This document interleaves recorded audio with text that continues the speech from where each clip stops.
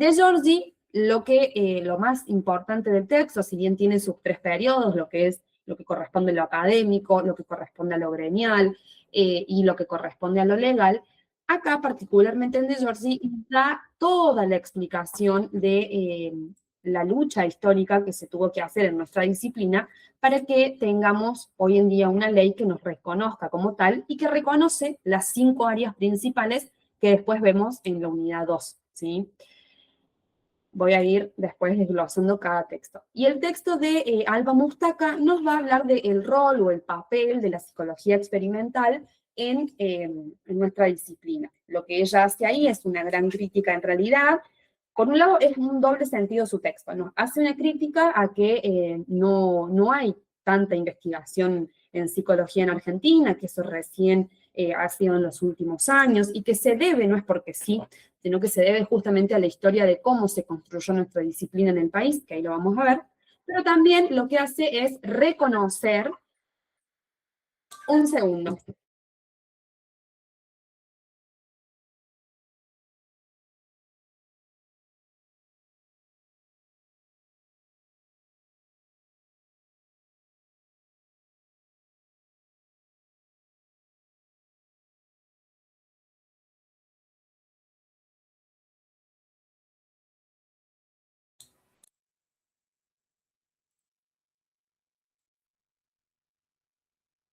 ahí está.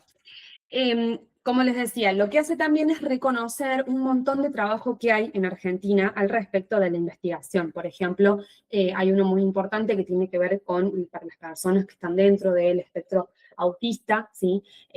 Hay mucha investigación al respecto, entonces ella también viene como a reconocer y decir, sí hay investigación en Argentina, y es esta, porque vieron que ese texto de Alba Mustaca en un momento tiene como un listado muy largo de muchas investigaciones que hay, que son actuales, es para mostrar de que sí tenemos, por más que sean nichos, sí hay investigación en la Argentina. Bien.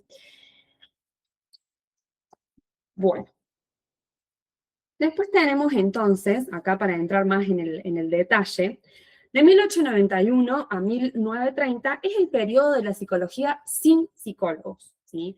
El hito importante que sucede acá, que lo suelen preguntar y que yo les recomiendo que ustedes lo sepan, es que en 1891, Víctor Mercante funda el primer laboratorio de psicología experimental, bien, que tuvo muchísima implicancia en toda Latinoamérica, pero nos importa a nosotros porque fue acá en Argentina, fue en San Juan, en la provincia de San Juan, tuvimos el primer laboratorio de psicología experimental, ¿sí? ¿Cuál era el enfoque en este momento para la psicología? Si bien, como les digo, existía como un saber, pero no teníamos ningún tipo de reglamentación, no había un título habilitante, por lo tanto, no habían psicólogos o psicólogos como hoy los conocemos practicando, ¿sí? O ejerciendo. Y el enfoque entonces que había era del positivismo y de las ciencias naturales. ¿Qué es el positivismo? Es un paradigma, ¿sí?, que tiene 2 principios básicos. Para que el positivismo acepte a cualquier disciplina o profesión como una ciencia exacta, porque si no, hablando así más práctico para que se entienda, era puro palabrerío, y la psicología necesitaba posicionarse como ciencia para ser reconocida.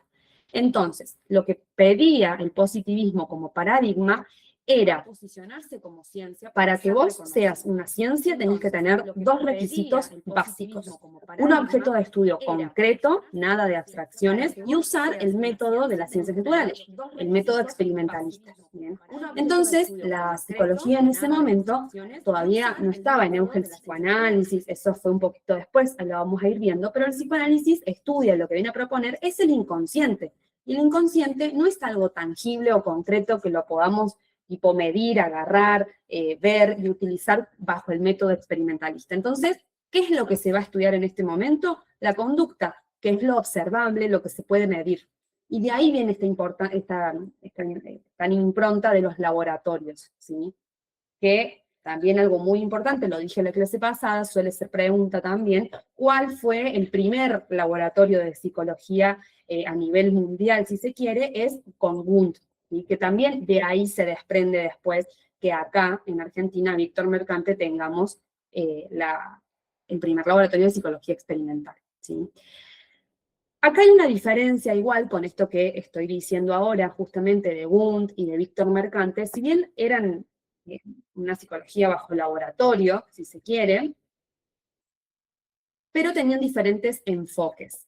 Y acá no sé si se acuerdan ustedes, que lo vimos también, el modelo alemán, que yo en la clase pasada les dije que era muy importante ese modelo porque fue el primer modelo que viene a marcar una separación entre lo que era el poder del papado sobre las universidades, ¿sí? Sobre cómo era que se iba a estudiar, qué conocimientos estaba impartiendo. Lo que viene a hacer el modelo alemán es a decir, necesitamos no solo transmitir conocimiento, sino también generarlo, ¿bien? Pero era una investigación bien dura, una investigación muy pura. Ese modelo alemán estaba en lo que es el primer laboratorio de Wundt, ¿bien? Ese hito histórico que yo les digo, que fue el primer laboratorio a nivel global. Acá, cuando Víctor Mercante hace el primer laboratorio de psicología experimental, hace como una combinación, ¿sí? Tenía otra perspectiva y un enfoque distinto a este modelo alemán, porque estábamos muy influenciados por el modelo francés.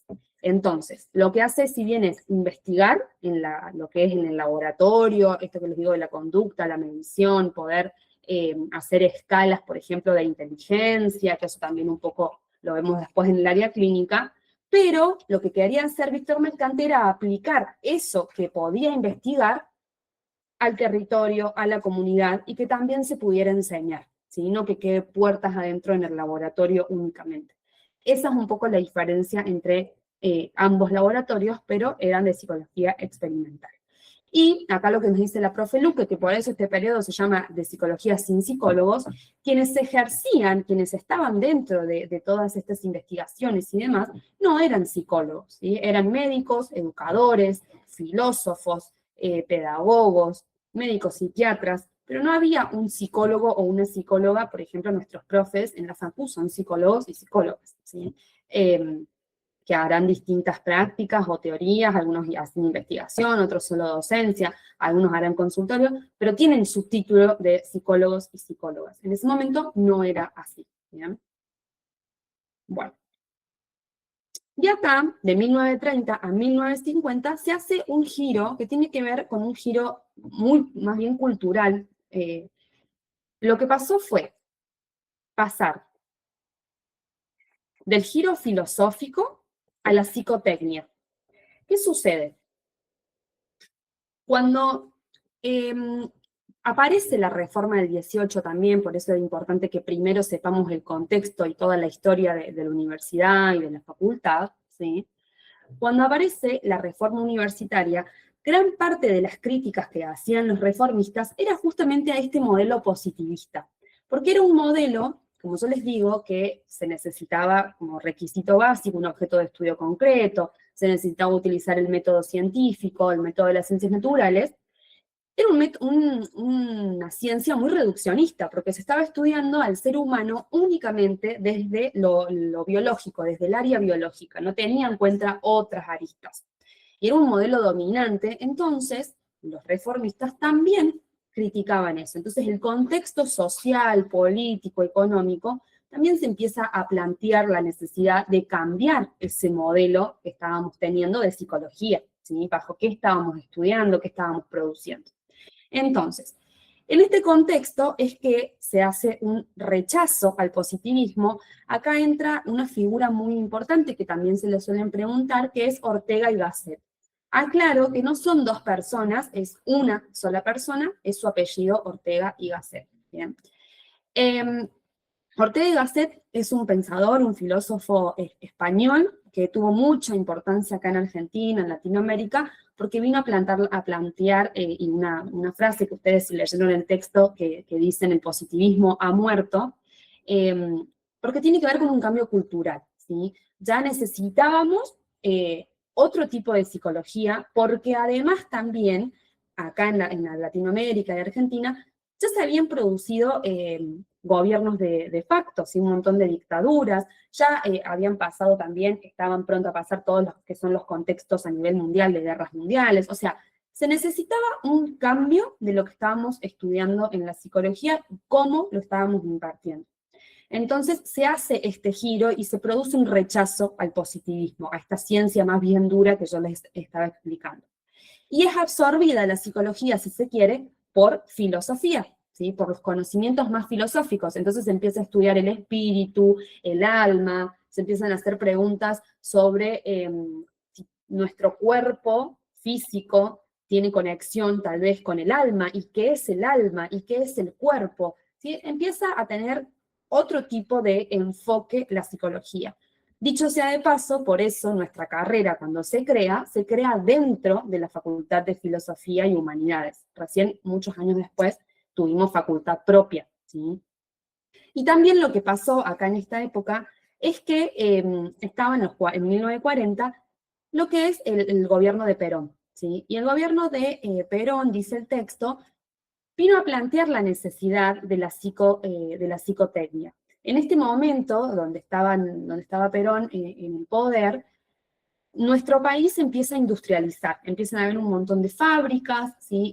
Era como, bueno, explotar nuestro país muchísimo a nivel industrial.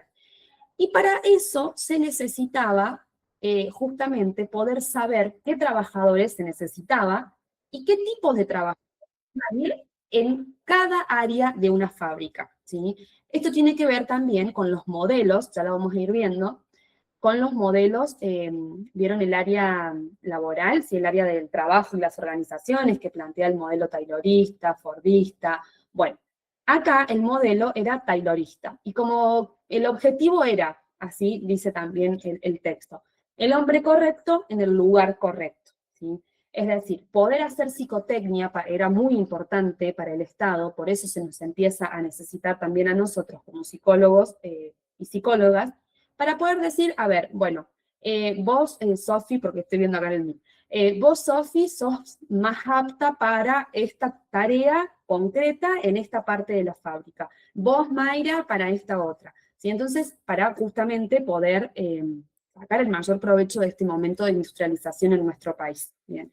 La función entonces que nosotros hacíamos con la psicotecnia eran test de aptitud, orientación profesional para la clase trabajadora. ¿Hasta acá vienen bien? ¿Se va entendiendo? Ok. Sí, bueno. En 1954 hay un momento bisagra. Tenía que ir a hacer. Hay un momento bisagra en nuestra historia de la profesión. Porque, ¿qué sucede? En 1954, en Tucumán, se da el primer Congreso Argentino de Psicología. ¿Sí? A este momento todavía no teníamos ni carreras creadas, ni mucho menos una ley que nos reconozca. Se da el primer congreso, como les digo, en Tucumán, el 13 de octubre, que por eso en Argentina el 13 de octubre es el Día del Psicólogo y la Psicóloga, ¿sí? ¿Cuál era el objetivo de este congreso? No sé si el objetivo, pero cuando se da el congreso, se empieza a dar el debate y la discusión de que necesitábamos crear las carreras específicas de psicología en nuestro país, ¿sí? Y no que la puedan enseñar otros o que simplemente sean como cursos.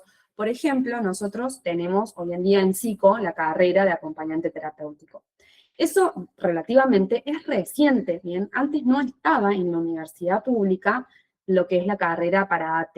Siempre se hacían cursos en lugares privados, no hay todavía una reglamentación tan dura. Ellos están en proceso también de todo esto, pero porque no estaba esa carrera antes. No implica que no existían, ¿sí? Ojo con eso, porque también los psicólogos o las psicólogas empezaron a existir y empezaron a ejercer, tal vez desde la clandestinidad o sin tener una reglamentación, pero existía. Pero por supuesto era necesario tener una ley que nos respalde como profesionales. Entonces, acá, en este congreso, se da la necesidad de crear las carreras de psicología específicamente. Y algo muy importante que también lo suelen preguntar es bajo qué enfoque o bajo qué modelo es que se plantea la creación de las carreras de psicología en nuestro país, ¿sí? y es el modelo Boulder. El modelo Boulder que se plantea acá en este congreso tiene que ver como una combinación de, vieron que el modelo alemán apunta únicamente a la investigación, a generar conocimiento, y el modelo francés napoleónico, un modelo más bien apuntado a la profesionalización, a generar profesionales que puedan servirle al Estado, si que el Estado estaba necesitando para la sociedad. Entonces el modelo Bowler fue el elegido en este congreso, o sea, dijeron, ok, vamos a crear las carreras de psicología bajo este modelo Bowler, que es una combinación de las dos. Y esto se relaciona también con lo que va diciendo Alba Mustafa en su texto, ¿sí? En ese momento pareciera ser algo ideal, ok, va a haber investigación y también vamos a tener formación fuerte en la profesión, ¿bien? Esto después no fue tan así, ahí lo vamos a ver. Entonces, como les digo, era algo ideal, una doble formación en investigación rigurosa y la práctica clínica.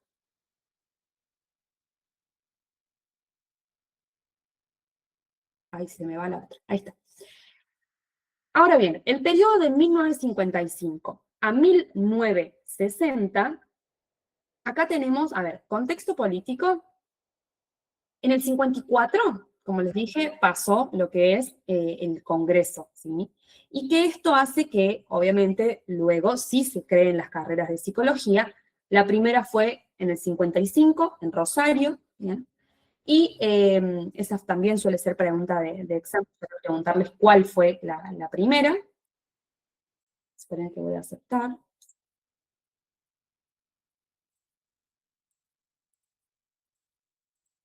Ahí está.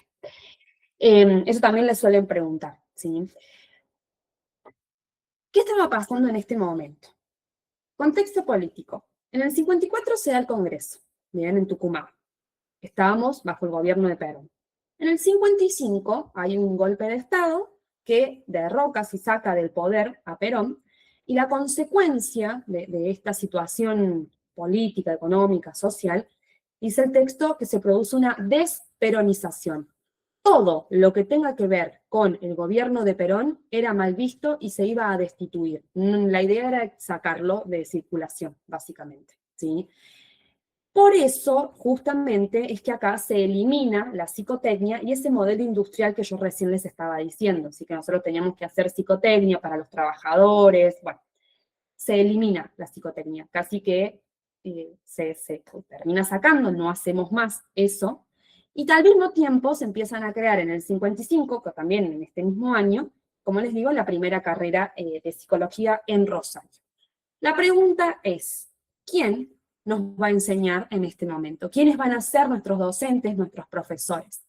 ¿Quién ocupa el lugar? Y como dice acá en la presentación, los médicos psiquiatras de la APA. ¿Qué es la APA? La Asociación Psicoanalítica Argentina.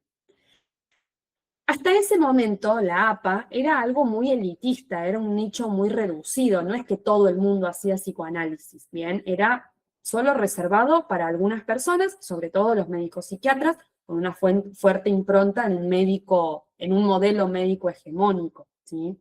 Pero en este momento, los médicos psiquiatras dicen, ok, vamos a ocupar este lugar en las universidades donde estén las carreras de psicología y vamos a empezar a enseñar. Pero como les digo, no eran psicólogos, porque hay veces que hay una confusión, que esto también tuvo que parte de la discusión sobre nuestra identidad profesional, ahí lo vamos a ver.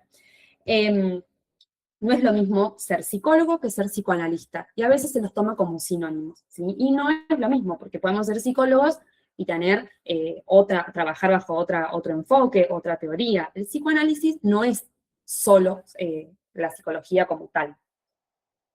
Entonces, ¿cuál es el resultado de esto de que los médicos psiquiatras vengan a ocupar este lugar y salgan un poco de este nicho elitista para ir a las universidades y empezar a impartir clases? Dice Alba Mustafa, cae el modelo científico experimental y asciende en la Argentina la hegemonía del psicoanálisis. Por eso ella también hace una crítica en el texto y dice que hoy en día en Argentina sigue siendo el corazón a nivel mundial del psicoanálisis, ¿bien? Porque así fue sucediendo en la historia, no fue adrede. ¿Bien? Ok. En este momento, entonces, nosotros empezamos a construir nuestra identidad, dice la profe Luque. ¿Qué tiene que ver esto de construir la identidad y por qué dije recién esta diferencia de psicoanálisis y psicólogos? Porque hubo como si se quiere una grieta, bien, por eso tiene así la diapositiva también. Cuando cae la psicotecnia y este proceso de desperonización y demás, muchos profesionales empezaron a decir, no, yo no soy psicólogo, soy psicoanalista. Porque decir en ese momento que éramos psicólogos o psicólogos, éramos vistos o reducidos únicamente a un test vocacional, un test para los trabajadores, para lo de la psicotecnia. Éramos únicamente reducidos a eso, a mirar o a poder medir las conductas o aptitudes de cada persona. Y el psicoanálisis hace mucho más que eso, digamos, tiene otra perspectiva. Entonces, ¿eras psicólogo o psicoanalista? Y se hace esa grieta también.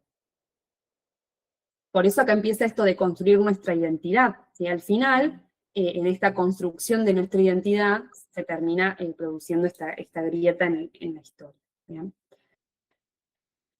Acá, como les digo, también, esto es del texto de Alba Mustaca, también se relaciona, porque hasta acá hago un paréntesis. Con todo lo que yo vengo diciendo, ustedes piensan que sigo hablando del periodo de psicología sin psicólogos o que ya pasé al periodo de psicología con psicólogos.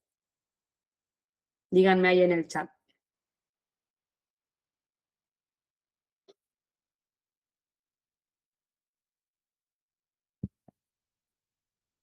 ¿En qué periodo estoy?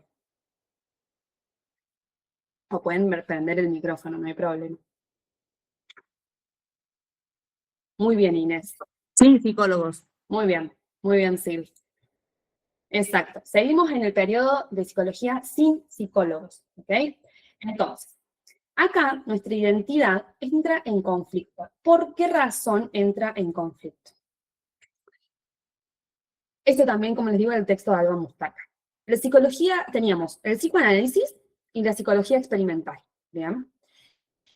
¿Por qué es como que son varias cosas que van sucediendo en la historia, como les digo, para que la psicología experimental, como sale acá en la diapositiva, se empiece como medio que a no desaparecer, como les digo, porque no es que desaparece, pero no se da tanta importancia y todos los psicólogos y psicólogas empiezan a hacer psicoanálisis, ¿sí? Y no tanto la psicología experimental.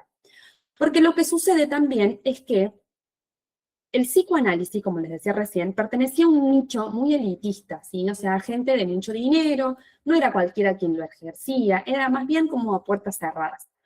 Cuando se empiezan a crear las carreras de psicología y los psicoanalistas de la APA, de la Asociación Psicoanalítica Argentina, empiezan a formarnos, estos médicos psiquiatras, se empieza a tener otro tipo de visión, ¿sí? Sobre el psicoanálisis. El psicoanálisis viene a esta tendencia exogámica, dice el texto, que era sacar al psicoanálisis del consultorio elitista hacia la comunidad, hacia el hospital público. Entonces se empieza a mirar al psicoanálisis más comprometido socialmente, ¿sí?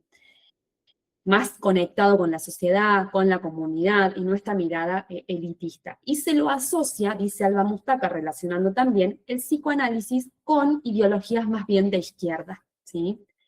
Y la psicología experimental se la empieza a asociar con ideologías más bien del capitalismo de Estados Unidos.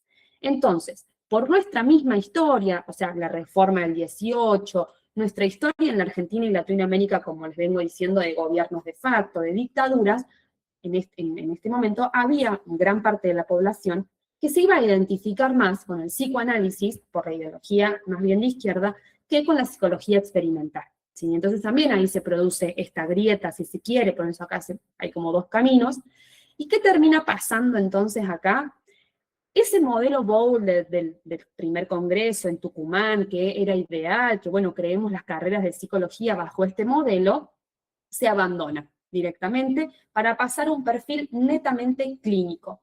Cuando yo digo netamente clínico, o incluso adentrándonos un poco en el área clínica, es la imagen o el imaginario popular que hay, no sé si les ha pasado, también, bueno, ahora en el ingreso un poco se trata de ir desmitificando un poco esto, de que los psicólogos únicamente hacemos clínica, y con clínica me refiero a el consultorio, ¿sí? No sé si alguno de ustedes va a terapia, pero ir al hospital o a un consultorio privado, eso es la clínica. Y nosotros como psicólogos hacemos muchísimas otras cosas o podemos intervenir en muchos otros ámbitos, por eso están las distintas áreas, ¿sí? Que incluso hay áreas emergentes. Entonces, en este momento, cuando sucede esto que vengo contando, se hace directamente este modelo Boulder, se abandona, así que como el modelo Boulder era una combinación de, bueno, investigar y también ejercer y practicar el área clínica, para directamente pasar solo a ejercer el área clínica, ¿sí? Y también esto que, bueno, yo les digo acá, por eso también es importante la reforma, sobre el rechazo a la ciencia experimental por asociarla a todo lo que tiene que ver el imperialismo. Entonces, se hace una adhesión también por parte de los estudiantes al psicoanálisis, con esto que les digo de más cercano a la comunidad. Bien, por eso caló tan profundo, digamos, el psicoanálisis acá, hasta el día de hoy, dice Alba Mostaca. ¿Bien? En 1967, acá tenemos esta resistencia médica y la ley de los tres no.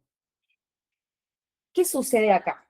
Cuando empiezan a ver los primeros egresados en psicología, es decir, acá ya entramos entonces en la psicología con psicólogos, ¿sí? Porque en los años 60 empiezan a ver los primeros egresados en psicología que ya, siendo psicólogos o psicólogas, van a dar clases. Entonces ahí no me está dando clases un filósofo, me está dando clases un psicólogo o una psicóloga.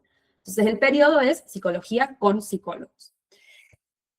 En este momento, en el 67, se sanciona una ley que se la tienen que saber, que es la 17.132. En este momento estaba Onganía en el poder, ¿sí?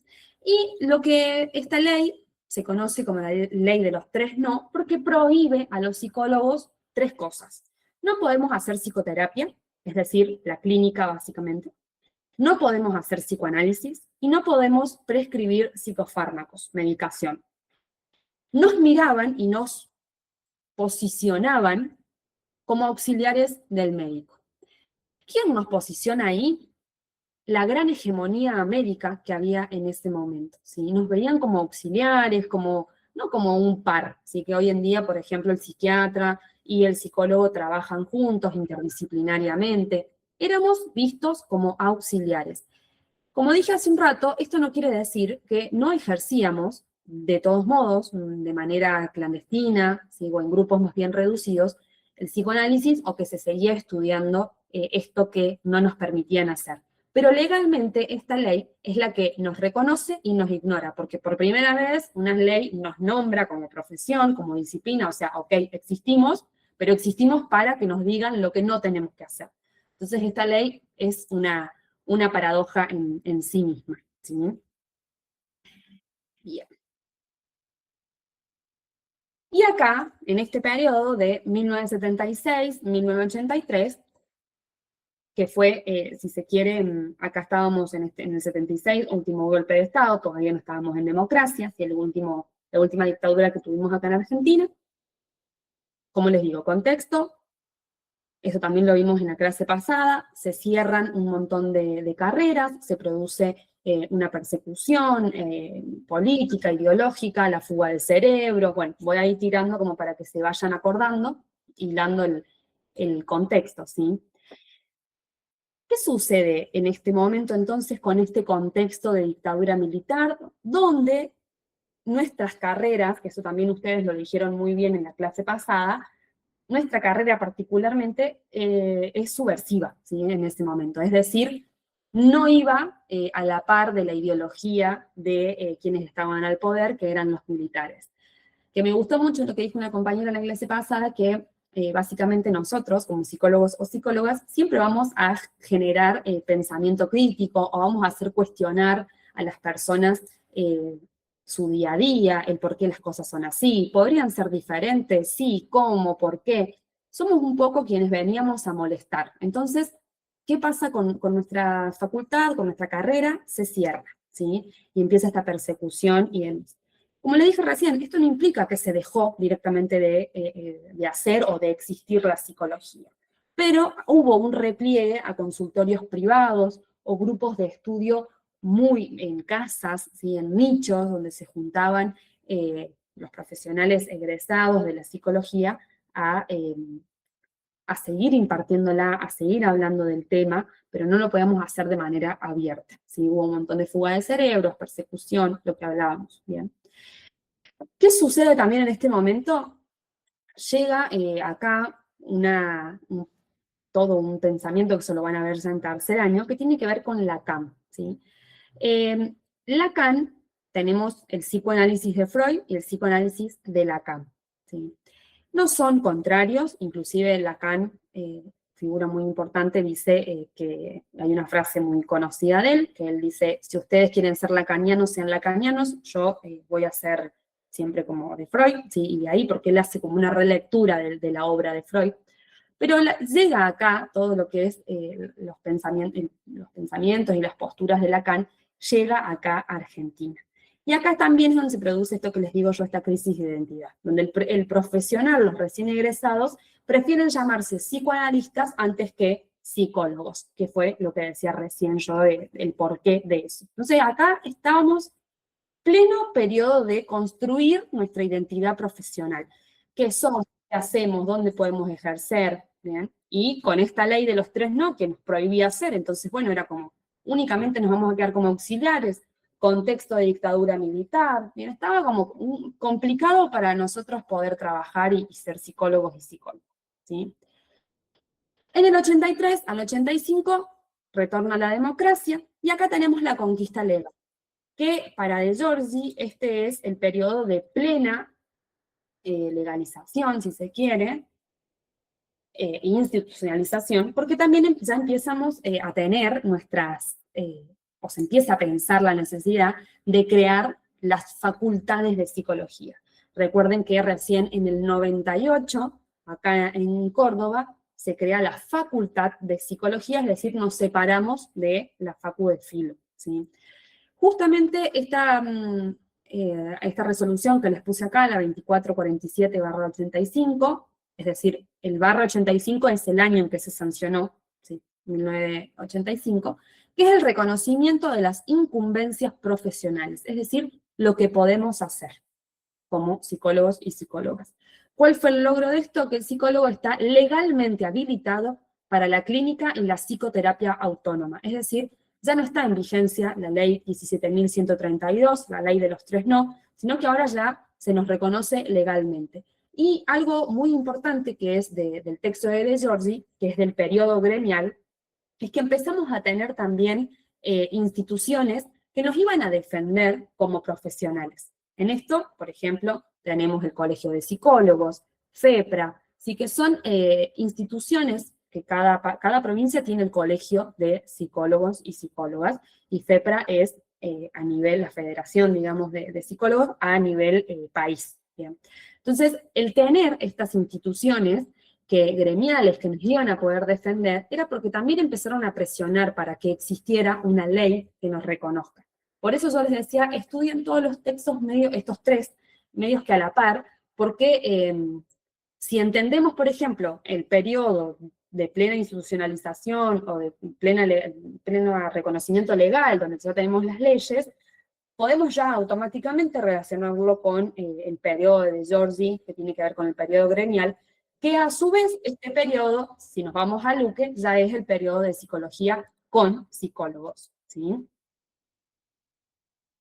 Bien. Y de los 90 a la actualidad, ¿sí?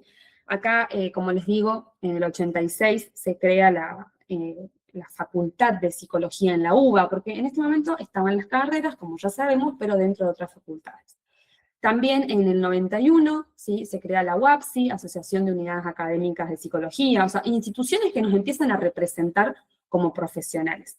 En el 95, la Ley de Educación Superior, que es muy importante el artículo 43, que esto también lo vimos la clase pasada, donde la psicología se declara de interés público, ¿sí? Entonces, como somos una carrera de interés público, necesitamos, o se necesitaba en ese momento, que existe hasta el día de hoy, la CONIAU, ¿sí? Que viene a hacer un control de calidad, como dice acá, y para acreditarnos en nuestros planes de estudio y reconocernos como tal y que nos dé el título, ¿sí? De psicólogos y psicólogas, que no sé si se acuerdan, que esto de la CONIAU era un poco controversial porque se empieza a debatir entonces si la CONIAU, con este control de calidad de nuestros planes de estudio y de las carreras y de la acreditación que se necesitaba para ser psicólogos, no impactaba un poco en la autonomía universitaria, ¿sí? Que era una de las conquistas de la reforma.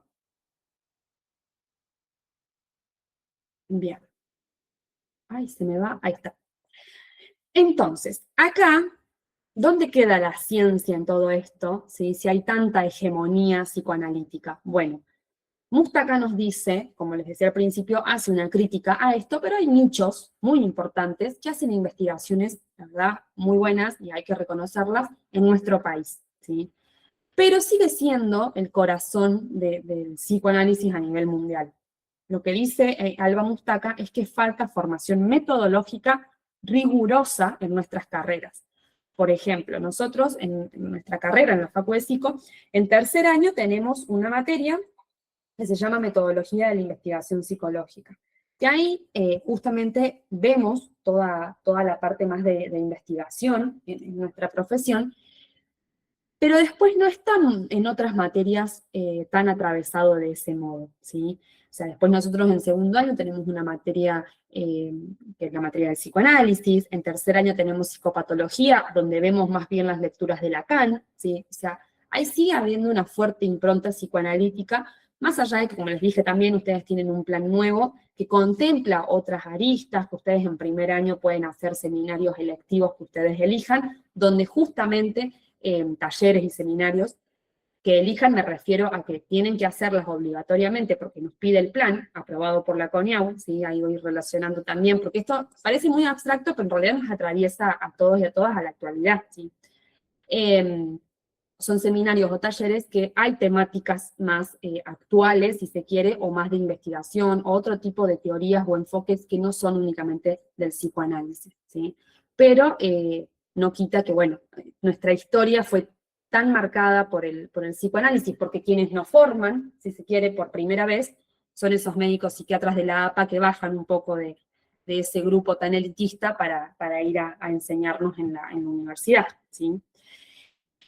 Y acá lo que hace también Alba Mustaca en este listado que yo les digo, que hay varios, no hace falta que se los aprendan a todos, yo acá les puse algunos importantes, como lo que tiene que ver con autismo, sexología, clínica integrativa, que ella nombra estos modelos de investigaciones que hoy en día tenemos en Argentina, ¿sí? Entonces, acá les hice como este cuadrito de los 3 textos, si se quiere. En el periodo preprofesional, es decir, antes del 54, antes de la creación de las carreras de psicología, para Luque teníamos un psicólogo, una psicóloga más bien investigador, si se quiere, pero también de la psicotecnia. Acuérdense todo ese periodo de Perón y de la industria argentina, ¿sí? De Giorgi, que nos va a hablar más bien del periodo legal, si se quiere, no había regulación, no había una ley todavía. Y Mustaca lo que nos dice que en este momento preprofesional había un auge experimental con el laboratorio de Wundt, con el laboratorio de Víctor Mercante en San Juan, ¿sí? Bueno, y de 1955 al 83, un periodo más bien de profesionalización. En el texto de Luque, acá tenemos la ley de los 3 no, entonces primero éramos visto o éramos posicionados en un lugar de auxiliares, y empieza también a calar fuerte el psicoanálisis, porque se empiezan a crear las primeras carreras de psicología, que era lo que veníamos hablando, ¿sí? Esto que les dije recién, de Giorgi, está ahí puesto y explica la ley de los 3 no, entonces hay una prohibición, un reconocimiento al mismo tiempo, y Mustaca ya dice que en este momento, justamente porque por lo que dice Luque, de los primeros en formarnos en las carreras, tuvo que ver con los profesionales de la APA, hay una hegemonía ya psicoanalítica y empieza a caer un poco este auge experimental con esto de Ortega y Gasset, que dicen el positivismo ha muerto, y se hace todo un cambio cultural sobre qué psicología vamos a estudiar y demás. Y el periodo de institucionalización, del 84 hasta hoy, ¿sí? que tiene que ver ya con una disputa, si se quiere, entre la investigación, la profesionalización. Tenemos una ley que nos respalda como profesionales, tenemos nuestro colegio de psicólogos, gremios que nos van a defender en nuestros derechos como trabajadores también, o se supone que se debería hacer de ese modo. Y sí sigue habiendo una fuerte impronta, que también lo dice el texto de Luque, en lo que es el área clínica, ¿sí? Bien, y esta es la última que les leo, que hemos recorrido el camino desde el laboratorio de 1891 al diván de los 60 y desde la prohibición legal a la autonomía universitaria. La paradoja, un país que comenzó con ciencia experimental estricta, es hoy la capital mundial del psicoanálisis. Entonces la pregunta que queda abierta es cómo se insertará el futuro psicólogo o psicóloga argentina en un mundo globalizado que va avanzando muy rápido, que exige cada vez más terapias basadas en evidencia. Y un poco esta pregunta también abre a lo que fue o a lo que es el plan de estudios que ustedes tienen. Si estos talleres o seminarios que yo les comentaba recién tienen que ver con esta pregunta. Y que pudiéramos tener materias que no sean solo psicoanalíticas, sino que tuvieran otros enfoques. Porque recuerden que también esto, la sociedad y el mundo va cambiando, y ahora cuando veamos las áreas, hay algo transversal a todas las áreas, tiene que ver con la demanda de la sociedad, ¿sí? O sea, qué es lo que está demandando a la sociedad, cuál es el contexto y qué es lo que se necesita que los psicólogos y psicólogas podamos trabajar y ejercer. En su momento, cuando había guerra mundial, se necesitaba cierto tipo de psicólogos, cuando pasó la guerra mundial se necesitaba otros, y si nos adentramos ahora, actualmente, cuando vino la pandemia, necesitamos rápidamente estudiar otras cosas como psicólogos y psicólogas para poder abordarlas, porque era lo que la sociedad estaba demandando, ¿sí?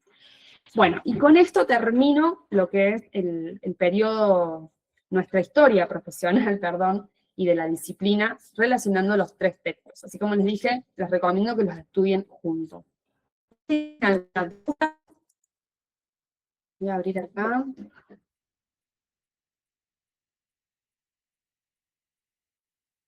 Ahora vamos a pasar un poco a las áreas. Si se entendió, si tienen algún duda puntual, estos grupos de estudio siempre van a ser repasos bien generales. Vamos a ir haciendo algunas aclaraciones que yo considere importantes, que por ahí en exámenes anteriores les han preguntado, pero siempre la idea es poder repasar y no reemplaza obviamente las clases ni demás.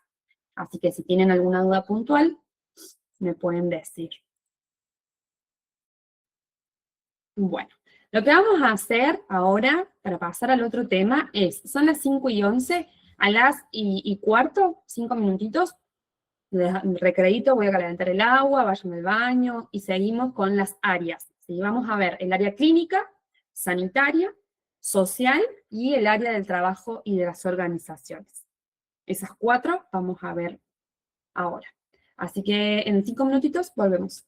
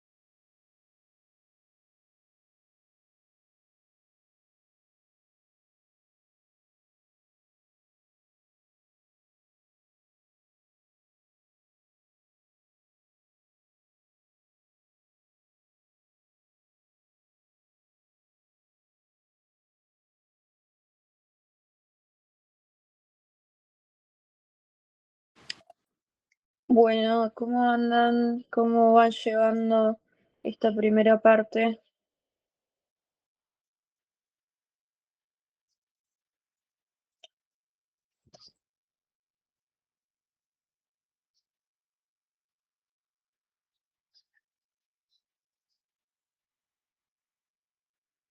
¿Van entendiendo algo?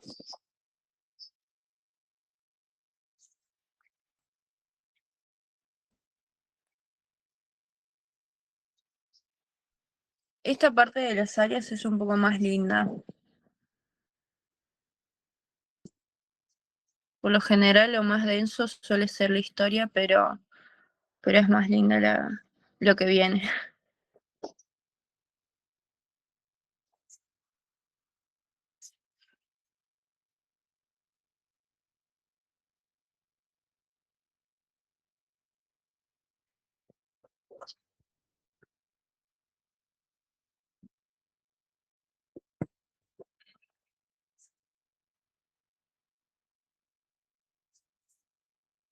Bueno, cualquier cosa, si tienen alguna duda, pueden abrir el chat. Voy a estar ahí atenta a lo que tengan dudas.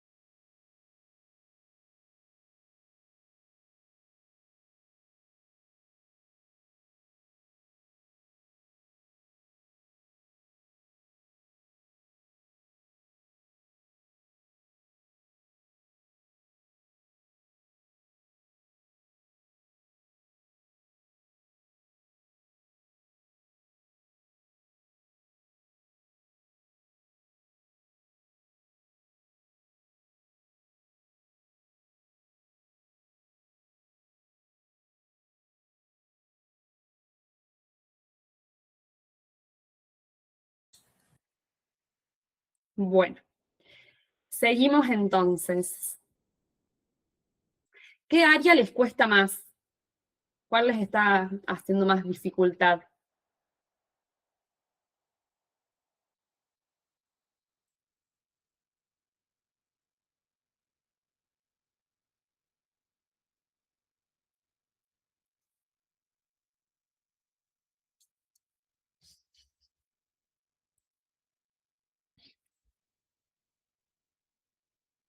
¿Ninguna?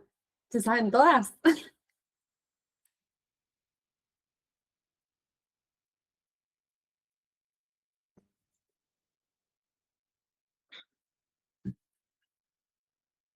Ok, bueno. Vamos a hacer una cosa. Para introducirnos en la unidad 2, antes de que les diga área por área.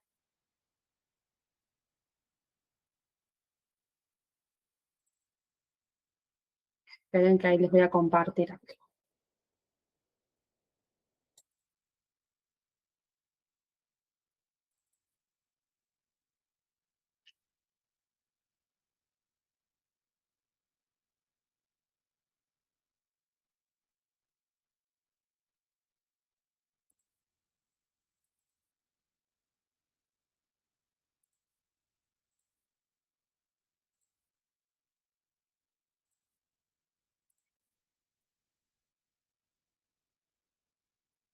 Bien, este texto, que es introductorio, tengo entendido de todos modos que se ha dicho en el teórico, si no ustedes también me pueden decir por acá, que este texto que es introductorio no se los van a evaluar como tal, sí, por supuesto, todas las demás áreas emergentes y todo lo que es la unidad 2, pero voy a leerles acá un poquito, si bien este texto introductorio, que es el resumen que yo tengo particularmente, para que se entienda esto de, bueno, de qué va esta unidad y qué es lo que vamos a hablar, ¿sí?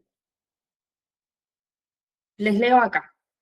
En este escrito se busca introducir al conocimiento de las diferentes áreas de ejercicio de la psicología, introduciendo algunas líneas de reflexión que propicien el debate acerca de la dificultad de poder agrupar los distintos quehaceres profesionales en un número limitado de áreas.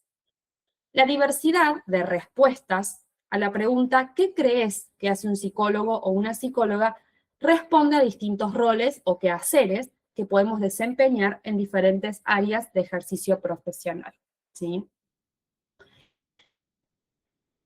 Acá, en esta introducción, se da lo que es la definición de área, ¿sí? ¿Qué dice?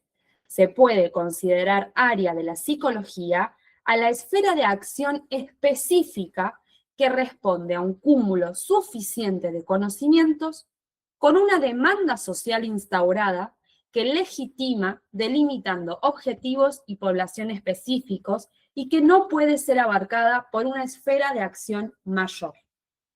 La desglosemos a esta definición que si uno lo lee así parece chino mandarín. A ver, demanda social. En la unidad 1 vimos que la universidad debe ser pensada para y con la sociedad. Nuestra formación no debe ni puede ser pensada como ajena a la misma.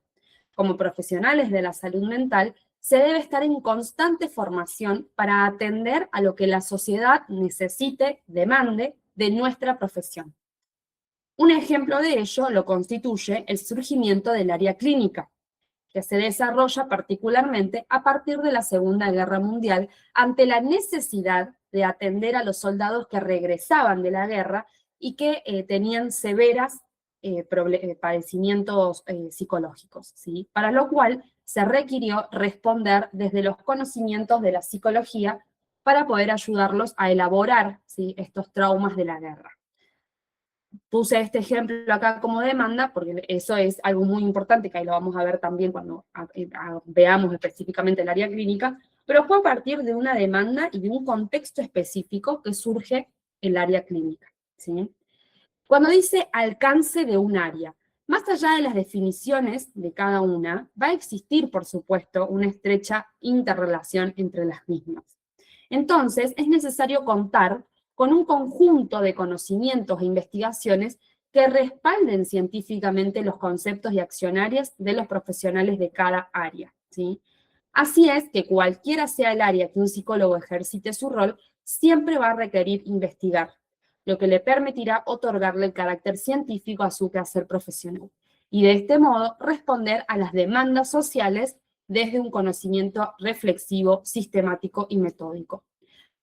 Un ejemplo de esto, de cuando acá al final de la definición se dice, y que no pueda ser abarcada por una esfera de acción mayor. No la voy a dar hoy en específico, pero sí se las digo ahora para que la tengamos de ejemplo.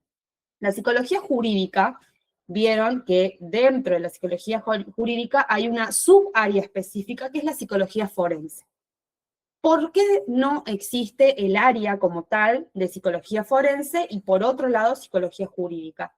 Porque la psicología jurídica es más amplia y va a englobar en sus conocimientos e investigaciones a la psicología forense, ¿sí? Eso es lo que aplica que no pueda ser abarcada por una esfera de acción mayor. Si la psicología forense fuera un área aparte, bien, la psicología jurídica la va a englobar, es mayor que eso. Por eso es una subárea específica. Les doy de ejemplo eso para que se entienda esa parte final de lo que es el área así que uno tiene que abarcar. Y acá tenemos división por áreas estipulada en la ley provincial número 7106. Esta ley sí es importante que ustedes se la sepan, ¿sí? Porque es la ley de disposiciones para el ejercicio de la psicología en la provincia de Córdoba, se sanciona en el 84, y que reconoce 5 áreas: la clínica, educacional, jurídica, social y laboral. Posteriormente, con una resolución aparte, la psicología sanitaria, ¿sí? Bien. Y acá les leo. Es importante que más allá del área en la que un profesional psicólogo se desempeñe, siempre deberá conducir sus acciones en atención a la ética y las normativas deontológicas que rigen en la profesión. Por eso ustedes tienen un texto específico sobre deontología y ejercicio ético profesional. En cada una de las áreas se definen los accionarios propios del psicólogo especialista en la misma y los ámbitos de desempeño, ¿sí? Las fronteras de un área a otra no son tan tajantes, esto que decía recién. Siempre va a haber una interrelación, pero cada una va a abordar de manera distinta su objeto de estudio. Bien, ahora sí. ¿Ustedes tienen las fichitas, esas que yo estaba por acá presentando? ¿Las estuvieron viendo?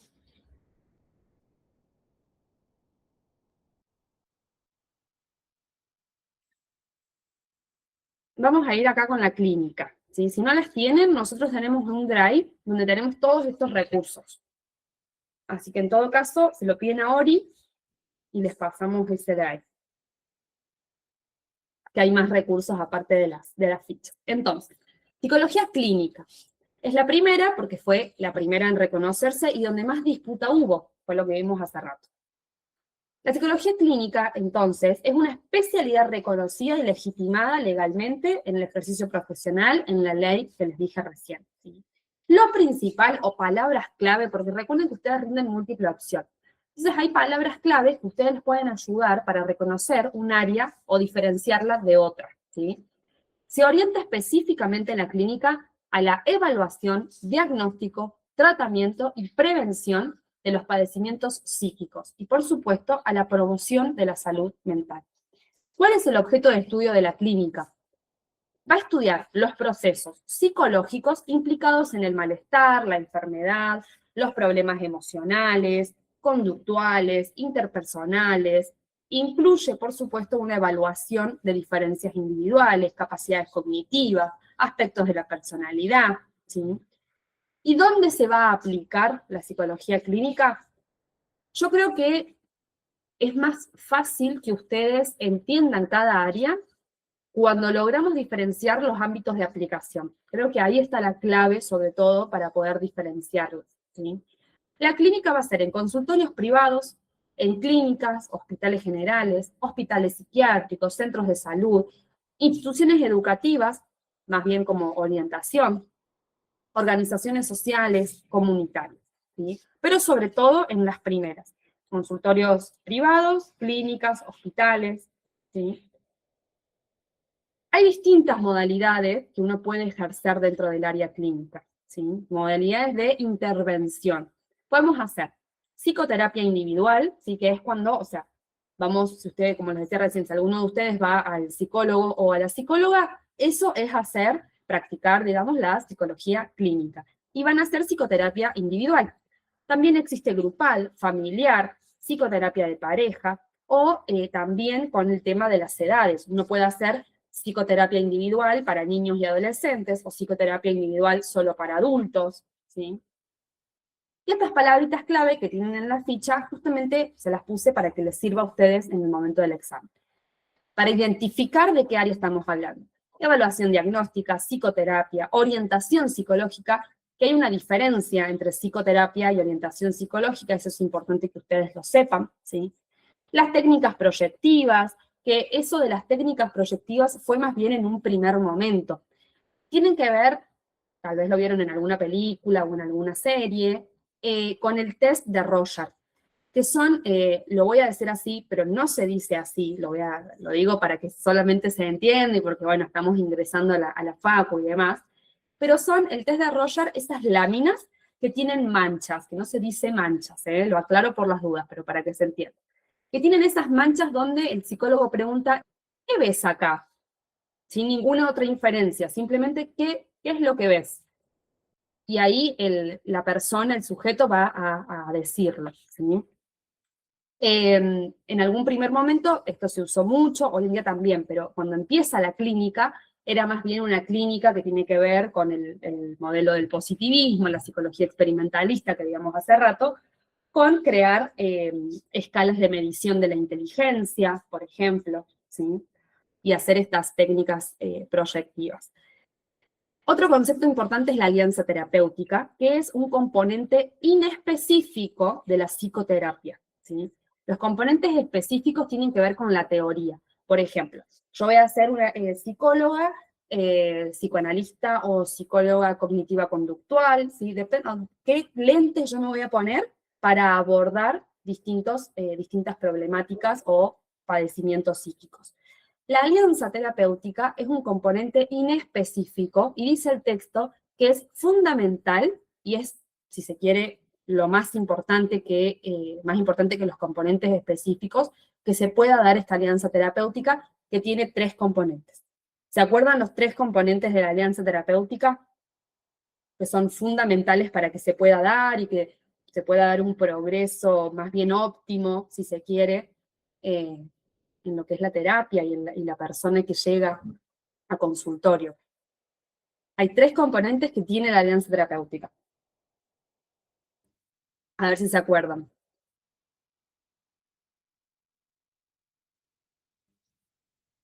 Y eso es importante, puede que les pregunten también. O reconocer un componente.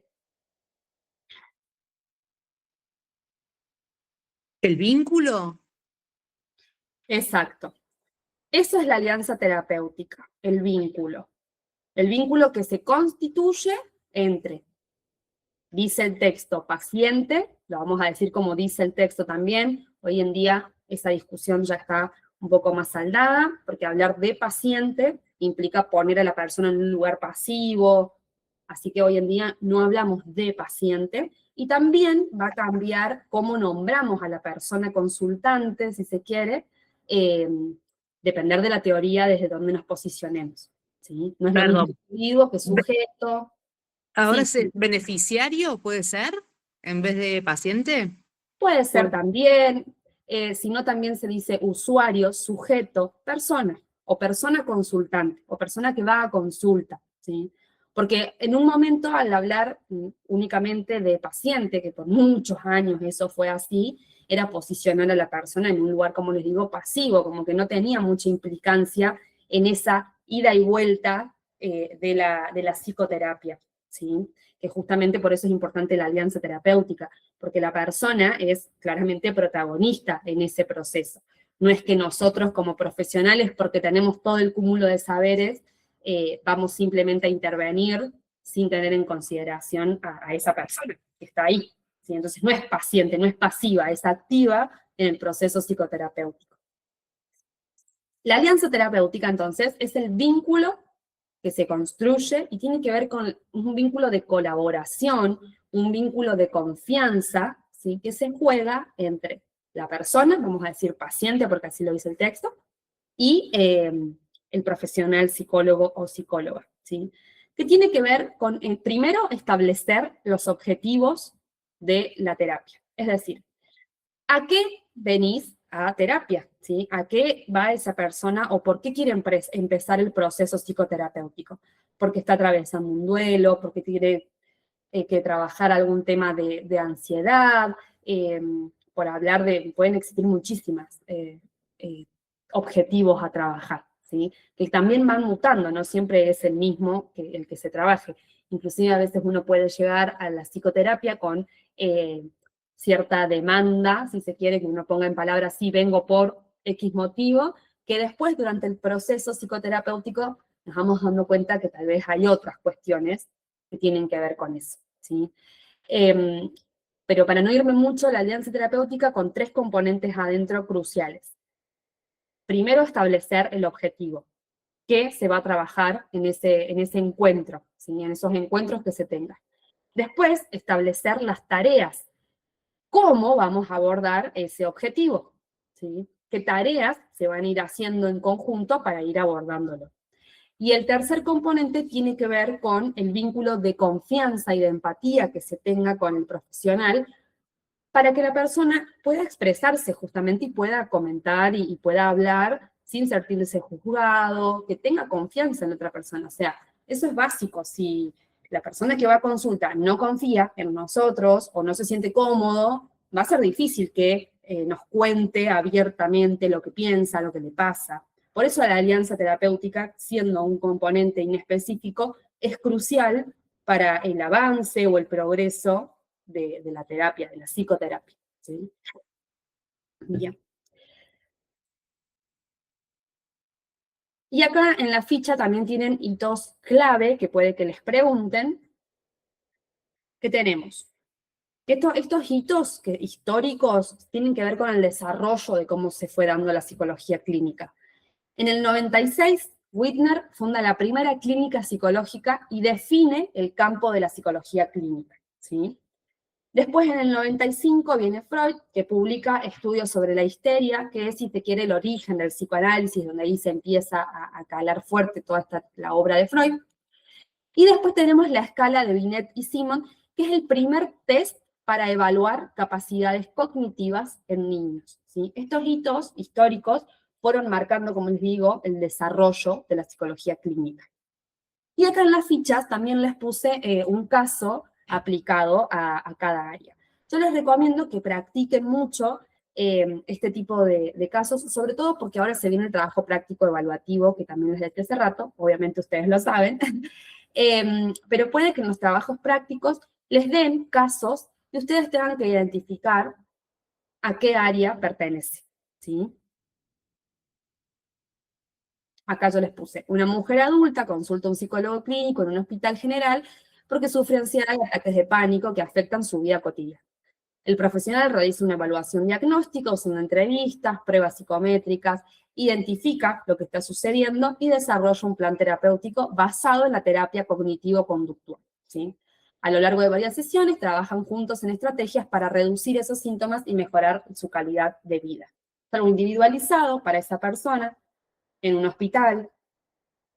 Acá, eso que evaluación diagnóstica, recuerden esa palabra clave que yo les decía hace rato, como para ir identificando qué área. Y también la diferencia de psicoterapia y orientación psicológica. ¿Esta diferencia la tienen clara o no?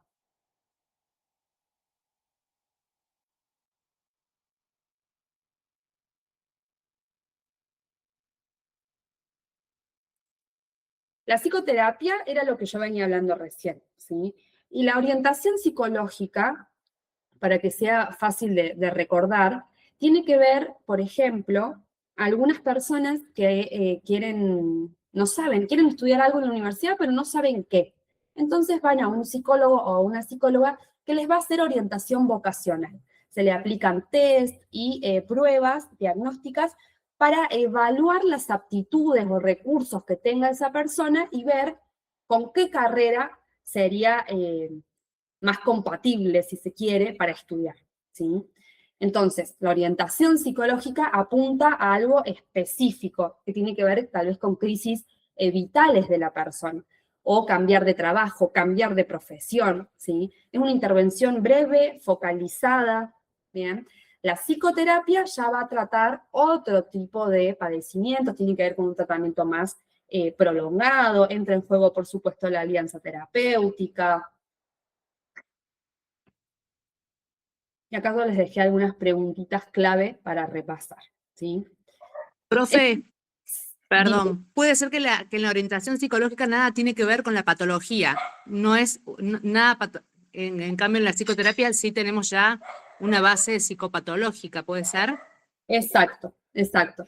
Sí, así es, porque la psicoterapia, eso que les digo, es algo bien focalizado y específico, que justamente lo dice el texto con esto de las crisis vitales, ¿sí? No trabaja sobre una patología, no es que, por ejemplo, la persona tiene ansiedad y vamos a trabajar una ansiedad generalizada y vamos a trabajar sobre eso, o que está atravesando un duelo. Tal vez la persona está atravesando un duelo, pero quiere saber y quiere cambiar de carrera. O sea, no fue por el duelo que está atravesando, sino porque no sabe qué estudiar o porque quiere cambiar de carrera, ¿sí? Es algo bien específico. Y no trabaja esto que decía Sil sobre la patología, exacto. Esa es la clave. Bien, esta es la que no vamos a ver hoy, vamos a verla en la siguiente. Y acá tenemos la sanitaria, ¿bien? ¿Qué es la psicología sanitaria? Un área que estudia e interviene sobre los factores psicosocioculturales que afectan la salud de la población, con un enfoque participativo, colectivo y preventivo. Su propósito no es solo tratar enfermedades, sino también promover la salud y empoderar a las comunidades. El objeto de estudio, entonces, es la salud como un proceso ecosistémico, donde influyen la subjetividad individual y colectiva, los estilos de vida, el ambiente social y cultural. ¿Dónde se va a aplicar? Servicios de salud pública, programas de promoción y protección de la salud, equipos interdisciplinarios de políticas públicas, investigaciones psicosociales y epidemiológicas. Y acá, en la ficha, porque se suele confundir, les puse la diferencia con la clínica. La psicología clínica se centra en la atención individual y el tratamiento psicoterapéutico, ¿sí? Y la sanitaria trabaja con la salud colectiva, la promoción, la prevención, la participación comunitaria. La clínica, como les dije, palabra clave, prioriza el diagnóstico, la terapia individual, mientras que la sanitaria va a intervenir sobre políticas públicas y condiciones sociales, ¿sí? Por ejemplo, acá. Una psicóloga del área sanitaria detecta que en un barrio hay altos niveles de violencia familiar, ansiedad, mala alimentación, y organiza junto a vecinas y otros actores importantes también de ese barrio, talleres, por ejemplo, capacitación de promoción, ¿sí? Coordinación con autoridades, como les digo, municipales, de hacer huertas comunitarias, colectivas.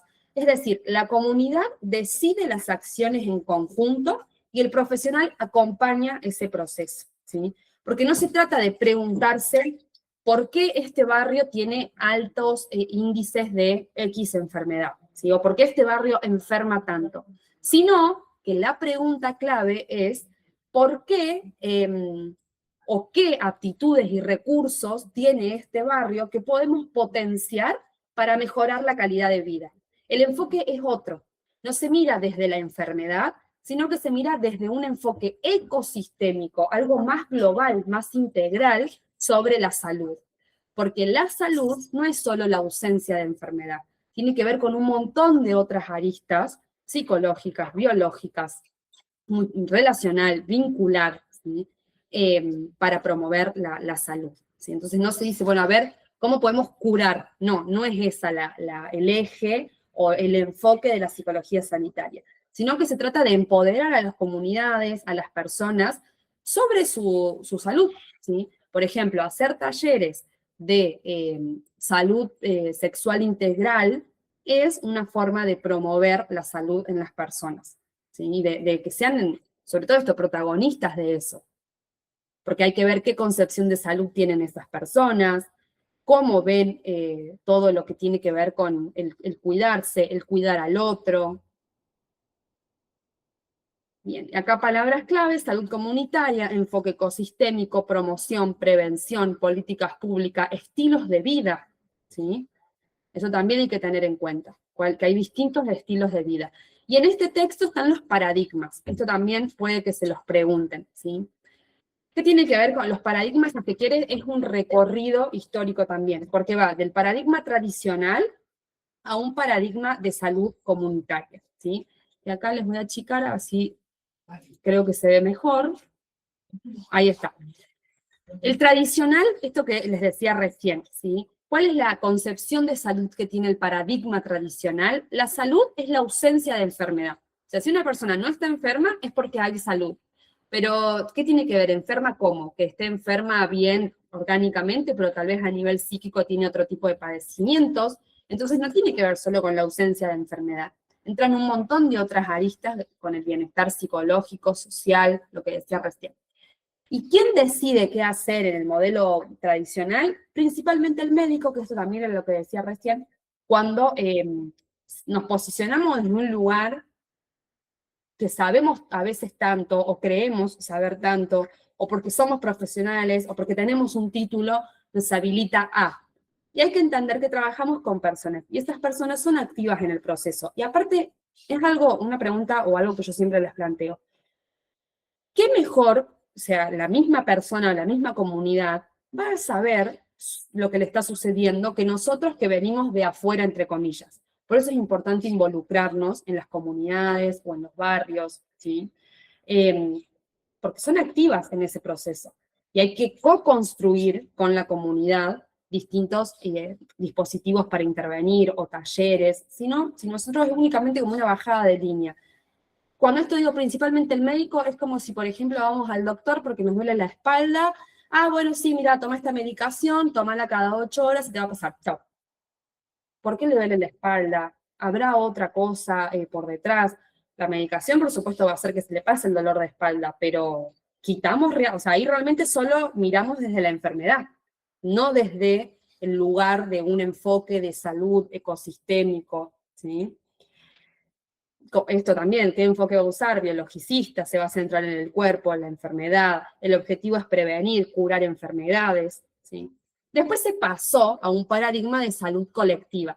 Sí, fue un gran paso, pero no alcanzaba. Entonces, la salud colectiva, el paradigma de salud colectiva, la salud se entiende como un proceso que depende de factores sociales. ¿Quién decide qué hacer? Un equipo interdisciplinario, médicos, psicólogos, trabajadores sociales, interconsulta con psiquiatría, hay muchos profesionales y disciplinas. Tiene un enfoque, sí, más integral, pero sigue centrado en la enfermedad, y eso es lo clave. ¿Bien? ¿Cuál es el objetivo? Mejorar la salud, considerando esto que dije recién, los factores sociales y prevenir enfermedades. La comunidad va a participar más, pero quien mayormente toma las decisiones es el equipo profesional. Y después pasamos a la salud comunitaria, ¿bien? Al paradigma de salud comunitaria. ¿Qué nos dice esto? La salud es un proceso positivo y colectivo que depende de la comunidad y de sus saberes. La comunidad decide junto con los profesionales. Y acá, por ejemplo, no sé si seguramente a algunos de ustedes alguien les habrá curado el empacho o habrán escuchado de eso, ¿sí? El curar el empacho. Esos son saberes populares. Nosotros como profesionales tenemos que tener en cuenta eso cuando vamos a trabajar con cierto grupo o en cierto barrio o en cierta comunidad. Porque no podemos ir y decir, no, esto no existe, no está avalado, está mal, no se hace. Porque es un saber popular avalado por la misma comunidad. Entonces tenemos que trabajar a partir de ahí. No implica que nos pongamos a curar el empacho, no, sino reconocerlo como un saber que construyó esa comunidad y que vale para ello. ¿sí? Entonces, no puedo ir yo, porque tengo un título, a desterrarlo. Hay que trabajar desde ahí con la comunidad, porque vamos ahí a entender también qué concepción tienen de salud, de enfermedad, qué creen ellos que es estar sano, que no, ¿sí? ¿Por qué se cura el empacho y no van, por ejemplo, a una clínica? ¿Habrá hospitales cerca? ¿Qué concepción se tiene del hospital o la medicina, ¿sí? De la salud pública, de la salud privada? Entonces, se trata de ir nosotros viendo junto con la comunidad todas esas cuestiones. Acá el enfoque ecosistémico, participativo, porque va a integrar lo biológico, lo social, lo cultural. Y la comunidad es el actor principal, ¿sí? Los profesionales acompañamos, ¿bien? Que era lo que estaba diciendo recién. Y acá en las fichitas yo les puse un ejemplo de cada uno. Por ejemplo, del tradicional, un médico organiza un plan de vacunación contra enfermedades infecciosas, la gente solo va y se vacuna. Salud colectiva, un equipo de médicos, psicólogos, trabajadores sociales, diagnostica o infiere obesidad infantil en cierta población y va a diseñar un programa de alimentación, organizando talleres también. La comunidad va a asistir, pero no decide el contenido de eso, ¿sí? De lo que se va a impartir en ese taller. Y la salud comunitaria, vecinas de un barrio se reúnen con psicólogos, promotores de la salud, para analizar las causas de la obesidad. Ellas mismas proponen un huerto comunitario, acciones colectivas, el equipo de salud asesora, acompaña, la comunidad toma las decisiones principales. Porque no es lo mismo diagnosticar obesidad en un barrio a mirar desde un enfoque de salud comunitaria y preguntarnos qué tipo de alimentación está teniendo este barrio. Y a su vez preguntarse por qué tienen ese tipo de alimentación. Por ejemplo, si es un barrio sumamente carenciado de un montón de recursos básicos, o sea, agua, ¿sí? Que no tengan agua potable, ¿qué tipo de alimentación van a tener?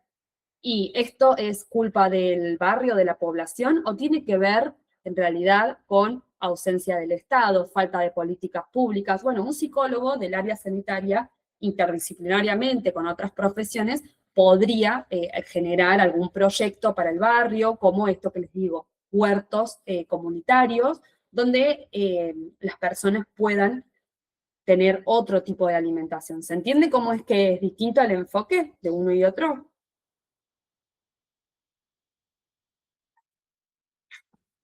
Ok.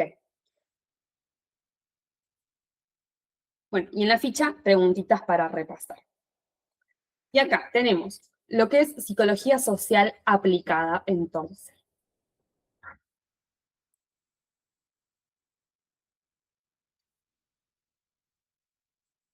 La psicología social aplicada quiere decir que se aplica a situaciones concretas, ¿bien? No es que solo se queda en la teoría. Se genera conocimiento desde la psicología social para aplicarse en situaciones concretas de la vida cotidiana de la gente, ¿sí? Entonces, es un campo de la psicología social que utiliza los conocimientos científicos sobre interacción y la influencia social para intervenir activamente en problemas concretos.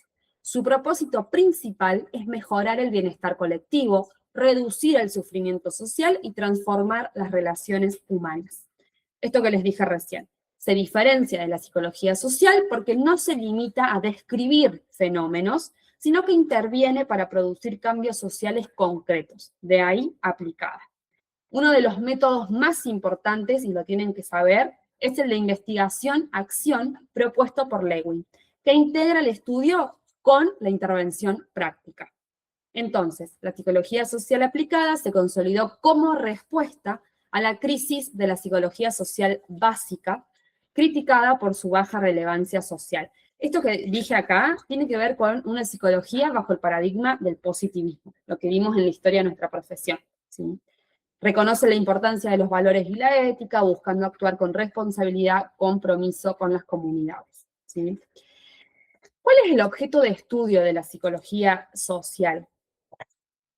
Vamos a intervenir, esto que dice acá, donde se aplica intervenciones comunitarias para reducir conflictos y violencias, por ejemplo, programas educativos para promover valores de convivencia. La psicología social va a trabajar sobre los grupos de personas, en grupos, porque lo que estudia sobre todo tiene que ver el vínculo. En los vínculos, cuando nosotros nos vinculamos con otra persona, vamos a construir nuestra subjetividad. ¿Alguien sabe qué es la subjetividad? Porque ya creo que la dije un par de veces y la vamos a empezar a ver bastante. Y es muy importante para nosotros. ¿Qué creen que es la subjetividad?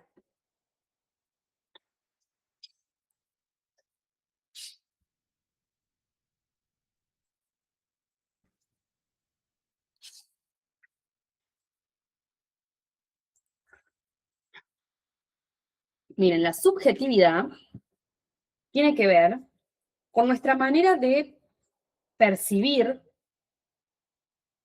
el mundo, a los otros, las relaciones humanas. Tiene que ver con nuestras creencias, con las experiencias personales que cada persona va a construir a lo largo de su vida, ¿sí? Es cómo vamos a interpretar el mundo, cómo vamos a interpretar lo que nos pasa a nosotros también, ¿sí? Y la subjetividad es propia de cada persona. Por ejemplo, se relaciona mucho con el género. Cuando nosotros somos niños o niñas, nos dicen qué el mundo espera de nosotros, qué está bien, qué está mal, qué podemos hacer, qué no. Primero es la familia, ¿sí? O el seno más cercano donde nosotros nacemos, ¿sí? Alguien nos puso un nombre, alguien nos dijo que, bueno, por ser nena, tal y tal otra cosa, vas a hacer tal cosa, por ser varón se espera otra. El mensaje obviamente no es explícito, porque nadie nos dice, vos por ser nena tenés que, o por lo menos no tanto creo hoy en día, pero sí sucedía tal vez antes. Pero sí eso, alguien que es un otro, con experiencia, un poco más de experiencia en el mundo, nos va a decir que está bien, que no, que se espera de nosotros y demás. Después entramos en la escuela, vamos a ver a otras personas, entra la maestra, el maestro, los compañeros de la escuela. En todas esas experiencias, después entramos, si se quiere, a la universidad o empezamos a trabajar, se va constituyendo nuestra subjetividad, ¿sí? Y, por ejemplo, relacionándolo un poco con el texto de el trabajo de las organizaciones del área laboral, ¿sí? No sé si a ustedes les pasa, pero, o han escuchado, cuando una persona se tiene que describir, ¿sí? O presentarse, muchas veces se presenta desde lo que hace y no desde lo que es. Por ejemplo, no es lo mismo decir, sí, yo hago practico psicología o mi trabajo es tal, a decir, soy psicóloga, soy psicólogo. Es parte de nuestra identidad. Por eso el trabajo es tan importante para las personas también, y quienes después de mucho tiempo, muchos años en una misma profesión, en un mismo trabajo, se quedan sin ese puesto laboral por la razón que sea, hay un quiebre muy grande en su identidad, porque ya nos definimos por lo que hacemos y no por lo que somos. Y eso es la subjetividad. Por eso es tan importante y es tan individual a su vez en cada persona, ¿sí? Y esa subjetividad, como les vengo diciendo, no somos seres aislados que nacemos en el medio de la selva, nacemos en un entramado social, histórico, en cierto contexto específico, con cierta cultura, con ciertas creencias, con ciertos valores. Y todo eso va construyendo nuestra subjetividad y se construye en un vínculo con otros. Cuando voy a la universidad, cuando voy al trabajo, dependiendo de la familia, dependiendo de qué escuela.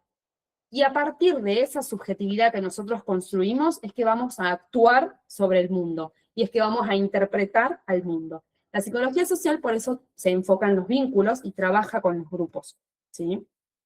Acá particularmente es psicología social aplicada, como les dije, porque hace un cúmulo de conocimientos, pero aplica a, por ejemplo, reducir la pobreza, ¿sí? Reducir las condiciones de pobreza en tal lugar. Es aplicado a algo concreto. Acá les puse palabritas clave, ¿sí? Y acá les hice este cuadrito para que también podamos ir diferenciando, ¿sí? De lo que es la psicología social aplicada, la sanitaria, educa, que por ahí dijeron que también les cuesta, y la psicología clínica, ¿sí? Bien. Y la psicología del trabajo de las organizaciones, lo que les suelen preguntar mucho, tiene que ver con los modelos, ¿sí? Los modelos productivos, el taylorismo, fordismo, toyotismo.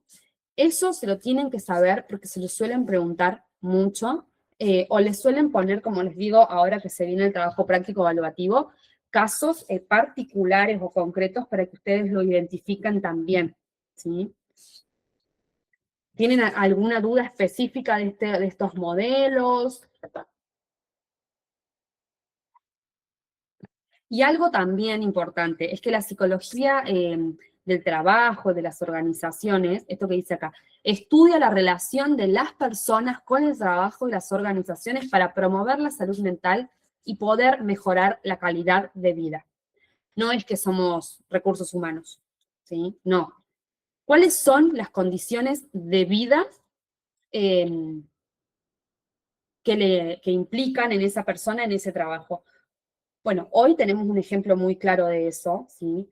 Independientemente de donde nos lleguemos a posicionar de un lado o del otro, con la reforma laboral, por ejemplo, nos podemos preguntar nosotros en nuestra profesión, ¿cómo impacta esta reforma en la salud mental de las personas? Eso es algo que estudiaría, y que debe estudiar y analizar, la psicología del trabajo de las organizaciones, por ejemplo, ¿sí? Bueno, y dejo este debate ahí abierto, porque justo me vine acá al chat justamente por esto, que ya arranca el teórico.